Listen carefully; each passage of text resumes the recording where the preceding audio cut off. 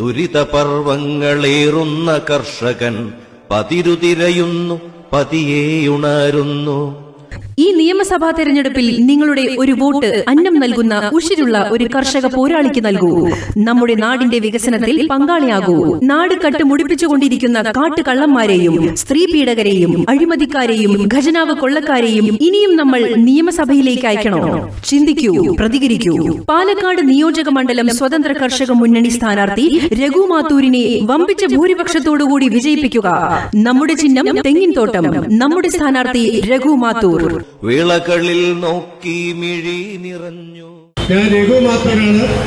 സ്വതന്ത്ര കർഷക മുന്നണി സ്ഥാനാർത്ഥിയായി കുറേ സ്വതന്ത്ര കർഷക സംഘടനകളെല്ലാവരും കൂടി എന്നെ നിർത്തിയിട്ട് ഞാൻ സ്ഥാനാർത്ഥിയായിട്ട് നിൽക്കുകയാണ്. എൻ്റെ ചിഹ്നം, നമ്മുടെ ചിഹ്നം തെങ്ങിൻ തോപ്പാണ്. അതായത് ഇതൊരു പ്രതിഷേധത്തിനെ കൂടി വെച്ചിട്ടാണ് ഞങ്ങളൊരു സ്ഥാനാർത്ഥിയായിട്ട് എല്ലാവരും കൂടി പറഞ്ഞപ്പോൾ ഞാൻ നിൽക്കാനുള്ള കാരണം, അതിന് ഏറ്റവും കൂടുതൽ കാരണം എന്ന് പറഞ്ഞാൽ പാലക്കാട് എന്ന് പറഞ്ഞാൽ നെല്ലറയാണ്. പാലക്കാട് എന്ന് കേട്ടാൽ നെല്ലറയാണ്. പാലക്കാട് നട്ടാന്ന് പറഞ്ഞാൽ ലോകമെമ്പാടും പേര് കേട്ടൊരു പാലക്കാടൻ മട്ടയാണ് നമ്മൾ ഉൽപ്പാദിപ്പിക്കുന്നത്. പക്ഷേ പാലക്കാടൻ മട്ട എന്ന് പറഞ്ഞിട്ട് പല ആളുകളും അല്ലെങ്കിൽ പല മില്ലുകാരും അതിൽ കോടിക്കണക്കിന് രൂപ ഉണ്ടാക്കുമ്പോൾ പാലക്കാട്ടിലെ കർഷകർ ഇന്നും പിച്ചിയെടുത്തിട്ടാണ് നടക്കുന്നത്. കാരണം 1983 കാലഘട്ടത്തിൽ ഞാൻ 10ാം ക്ലാസ്സിൽ പഠിക്കുമ്പോൾ വിദ്യാർത്ഥികൾ കൃഷിയിലേക്ക് അന്നത്തെ സർക്കാർ ഉണ്ടായിരുന്നു. ആ ജൈത്രയാത്ര ഇന്നും 2006 ഞാൻ തുടർന്നുകൊണ്ടേയിരിക്കുകയാണ്.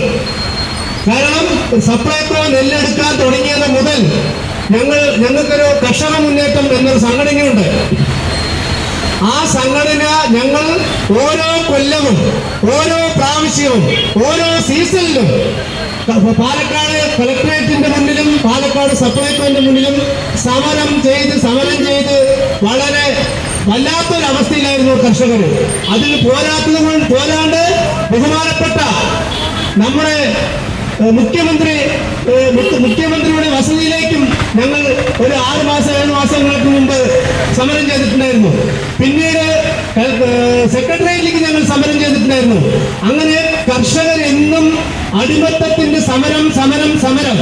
ഇത് മതിയായിട്ടാണ് ഈ എല്ലാ കർഷക സംഘടനകളും കൂടി നമുക്ക് ഈ രാഷ്ട്രീയക്കാരെ ഒരു കാര്യത്തിനും വാക്കിന് വ്യവസ്ഥയില്ലാത്തതും ഉണ്ടചോറിന് നന്ദിയില്ലാത്ത ഈ രാഷ്ട്രീയക്കാരെ ഒരു പാഠം പഠിപ്പിക്കണം എന്നുള്ള ഉദ്ദേശത്തോടു കൂടി തന്നെയാണ് പാലക്കാട്ടിലെയും കേരളത്തിലെയും പല കർഷക സംഘടനകൾ എല്ലാവരും കൂടി എല്ലാ മണ്ഡലത്തിലും നിർത്തണം എന്ന് ആവശ്യപ്പെട്ടതാണ്.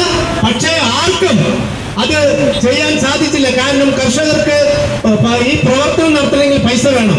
അതിന്റെ തുടക്കം എന്ന നിലയിൽ പാലക്കാട് നിയോജക മണ്ഡലത്തിൽ നിന്ന് രഘു മാത്തൂരിനെ സ്ഥാനാർത്ഥിയായി പ്രഖ്യാപിച്ചുകൊണ്ട് പല കർഷക സംഘടനകളും എന്നെ സ്ഥാനാർത്ഥിയായി പ്രഖ്യാപിച്ചതിന്റെ അടിസ്ഥാനത്തിലാണ് ഞാൻ പാലക്കാട് നിയോജക മണ്ഡലം സ്ഥാനാർത്ഥിയായിട്ട് നിന്നത്.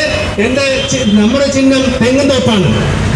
അതുപോലെ തന്നെ ലോകത്ത് നിങ്ങൾ കർഷകരും മനസ്സിലാക്കണം, 3 നേരം ഭക്ഷണം കഴിക്കുന്ന പൊതുജനങ്ങളും സമൂഹവും മനസ്സിലാക്കേണ്ടത്, 3 നേരം ഭക്ഷണം കഴിക്കുന്ന എല്ലാവരും മനസ്സിലാക്കേണ്ടത്, ഞങ്ങൾ കഷ്ടപ്പെട്ട് പാലക്കാട് ജില്ലയിൽ 45,000 കർഷകരുണ്ട്. ഈ കർഷകർ കഷ്ടപ്പെട്ട് നെല്ല് കൊടുത്തിട്ട് PRS വായ്പ അവരുടെ ഒരു വായ്പയുണ്ടത്. അതിലെ കർഷകരുടെ കൊടുക്കുകയാണ്. കാരണം സ്വന്തം അധ്വാനത്തിൽ 3 മാസം 4 മാസം അധ്വാനിച്ച് നെല്ല് സപ്ലൈകോന് കൊടുത്തതിന് ശേഷം ഒരു PRS ഒരു കടലാസ് തരും. ആ കടലാസ് കർഷകന് ലോണാണ് തരുന്നത്. നിങ്ങൾ ആദ്യം ചിന്തിക്കേണ്ടത് സമൂഹം അല്ലെങ്കിൽ ഭക്ഷണം കഴിക്കുന്ന ഓരോരുത്തരും ചിന്തിക്കേണ്ടത് സ്വന്തം ഞങ്ങളെ പോലുള്ള കർഷകർ 3-4 മാസം വിയർപ്പ്, വെയില് എല്ലാം വളരെ കഷ്ടപ്പെട്ട് നെല്ലുണ്ടാക്കി അത് സപ്ലൈകോന് കൊടുത്തതിന് ശേഷം ഞങ്ങൾക്കൊരു PRS വായ്പയാണ് തരുന്നത്. ഈ ലോകത്ത് എവിടെയും ഇങ്ങനെ ഒരു സമ്പ്രദായം ഇല്ല, പ്രത്യേകിച്ച് പാലക്കാട്. കാരണം പാലക്കാട്ടിലെ കർഷകർക്ക് പ്രതികരിക്കാനുള്ള ശേഷിയില്ല. അതുകൊണ്ട് തന്നെയാണ് ഇപ്പോ എന്നെ സ്ഥാനാർത്ഥിയാക്കിയതിനു ശേഷം പല പ്രയാസങ്ങളും, ഞാൻ ആരുടെയോ ബിനാമിയാണ്, അങ്ങനെയുള്ള ഒരുപാട് കിംവദന്തികൾ വന്നു. ഞങ്ങൾ 100 രൂപ ക്യാമ്പയിൻ വെച്ചിട്ടാണ് ഈ പരിപാടികൾ നടത്തുന്നത്. ഞങ്ങൾക്ക് ഇവിടെ ഹെഡ് പോസ്റ്റ് ഓഫീസിൽ ഞങ്ങൾ വരുമ്പോൾ ഞങ്ങൾ ആകെ 10 പേരേ ഉള്ളൂ. കാരണം ഞങ്ങൾക്ക് കർഷകർക്ക് വേറെ ആരുമില്ല.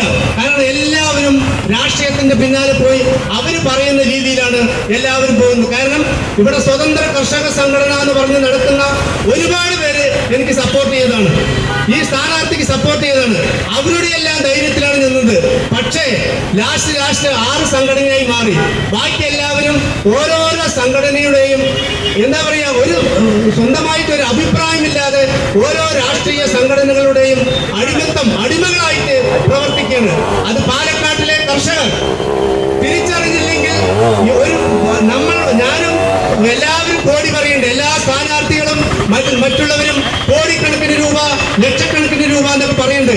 കർഷകന്റെ കോടി എന്ന് പറഞ്ഞാൽ മരിച്ചു പോകുമ്പോൾ ഒരു കോടിയാണ് ആകെ നമുക്ക് കിട്ടുന്നത്. പക്ഷെ എല്ലാ രാഷ്ട്രീയക്കാരും കോടികൾ സമ്പാദിച്ചിട്ടുണ്ട്, എല്ലാവരും. അത് നിങ്ങൾക്ക് ഓരോ ഭക്ഷണം കഴിക്കുന്ന ഓരോ ആൾക്കാർക്കും അല്ലെങ്കിൽ നമ്മുടെ സമൂഹത്തിലെ ആൾക്കാർക്ക് നോക്കിയാലും പറയാം. ഇപ്പോ കുരങ്ങ് കളിപ്പിക്കും പോലെയാണ് സർക്കാർ നമ്മളെ കളിപ്പിക്കും പോലെയാണ് കളിപ്പിക്കുന്നത്. കാരണം ആദ്യം കനറ ബാങ്ക് ആയിരുന്നു, അത് കഴിഞ്ഞ് SBI, അത് കഴിഞ്ഞ് യൂണിയൻ ബാങ്കായി, അത് കഴിഞ്ഞ് ഫെഡറൽ ബാങ്കായി, ഇപ്പൊ വീണ്ടും വന്നിരിക്കുന്നു കോപ്പറേറ്റീവ് ബാങ്ക്. കുരങ്ങ് കളിപ്പിക്കും പോലെ നമ്മൾ കളിപ്പിച്ചുകൊണ്ടിരിക്കുന്നത്. എന്ത് തെറ്റ് ചെയ്തു ഞങ്ങൾ കർഷകർ? നിങ്ങളെ 3 നേരം ഊട്ടുന്നതാണോ ഞങ്ങൾ ചെയ്ത തെറ്റ്? ഇനി നമ്മുടെ മക്കൾക്ക് നല്ല മണ്ണ് വേണമെങ്കിൽ ഇനി കുറച്ചാകെ 1980-കളിൽ 8.25 ലക്ഷം ഹെക്ടർ നെൽകൃഷിയുള്ളത് ഇപ്പോൾ ഉള്ളത് 1.25 ലക്ഷം ഹെക്ടർ നെൽകൃഷിയാണ്.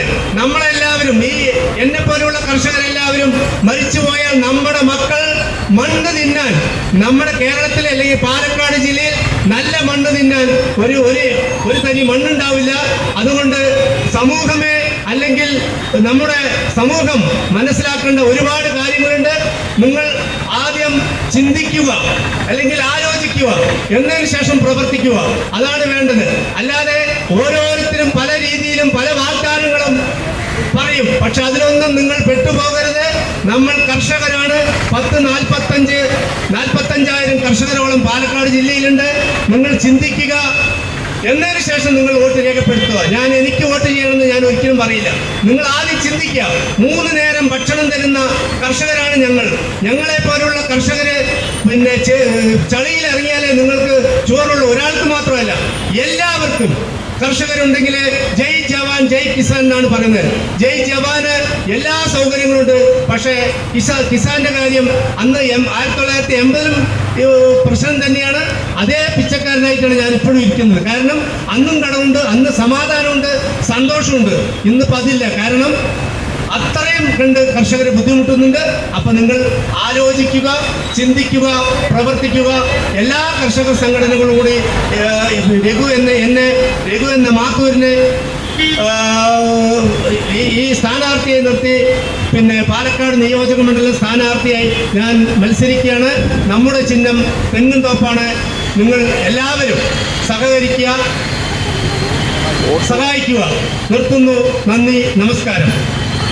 ദുരിതപർവങ്ങളേറുന്ന കർഷകൻ പതിരുതിരയുന്നു, പതിയെയുണരുന്നു. ഈ നിയമസഭാ തെരഞ്ഞെടുപ്പിൽ നിങ്ങളുടെ ഒരു വോട്ട് അന്നം നൽകുന്ന ഉശിരുള്ള ഒരു കർഷക പോരാളിക്ക് നൽകൂ. നമ്മുടെ നാടിന്റെ വികസനത്തിൽ പങ്കാളിയാകൂ. നാട് കട്ടുമുടിപ്പിച്ചുകൊണ്ടിരിക്കുന്ന കാട്ടുകള്ളന്മാരെയും സ്ത്രീ പീഡകരെയും അഴിമതിക്കാരെയും ഖജനാവ് കൊള്ളക്കാരെയും ഇനിയും നമ്മൾ നിയമസഭയിലേക്ക് അയക്കണോ? ചിന്തിക്കൂ, പ്രതികരിക്കൂ. പാലക്കാട് നിയോജക മണ്ഡലം സ്വതന്ത്ര കർഷക മുന്നണി സ്ഥാനാർത്ഥി രഘു മാത്തൂരിനെ വമ്പിച്ച ഭൂരിപക്ഷത്തോടുകൂടി വിജയിപ്പിക്കുക. നമ്മുടെ ചിഹ്നം തെങ്ങിൻതോട്ടം. നമ്മുടെ സ്ഥാനാർത്ഥി രഘു മാത്തൂർ. വിളകളിൽ നോക്കി മിഴി നിറഞ്ഞു, ചിതയൊരുക്കി അതിൽ സ്വയമെരിഞ്ഞു. കർഷക ഉൽപ്പന്നങ്ങൾക്ക് ന്യായവില അഥവാ മിനിമം സപ്പോർട്ട് പ്രൈസ് പ്രകടന പത്രികയിൽ ഉറപ്പു നൽകാത്ത കർഷക ദ്രോഹികളും കർഷക വഞ്ചകരുമായ LDF, UDF, NDA മുന്നണി സ്ഥാനാർത്ഥികളെയും ബാലറ്റിലൂടെ പരാജയപ്പെടുത്തുകയും ഒറ്റപ്പെടുത്തുകയും ചെയ്യുക. മണ്ണിൽ നിന്നും ജനിച്ചവർ കർഷകർ, മണ്ണിൽ പൊന്നു വിളയിച്ച കർഷകർ, മണ്ണടരിൽ ലയിച്ചു തീരും വരെ മണ്ണിനായി പൊരുതി മരിച്ചിടും.